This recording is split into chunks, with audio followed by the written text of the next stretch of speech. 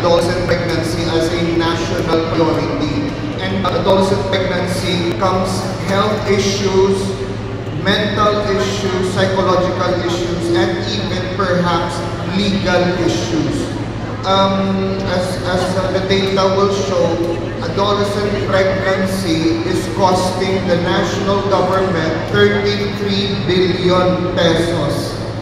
Dala mga legal fees kung gusto mag-akusar ang babae, ang girl child, sa kung sino man ang perpetrator. So, dala siya. So, with this alalahin ng projects ng provincial government sa Iloilo, base naman na matagaan yung resolution ang hindi ng mga issues at challenges na tinatubang sa aton mga adolescents, sa aton mga youth.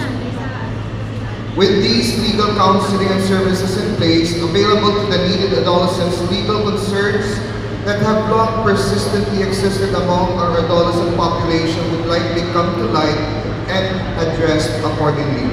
Region 6, CPD, with its mandate and commitment in advancing adolescent health and development, will remain steadfast in supporting all the population and development initiatives of the Iloilo provincial government, who has relentlessly proven to be a staunch advocate, an unwavering supporter, and a committed partner in advancing population and development strategies, including adolescent health and development programs in its municipalities and at the provincial level.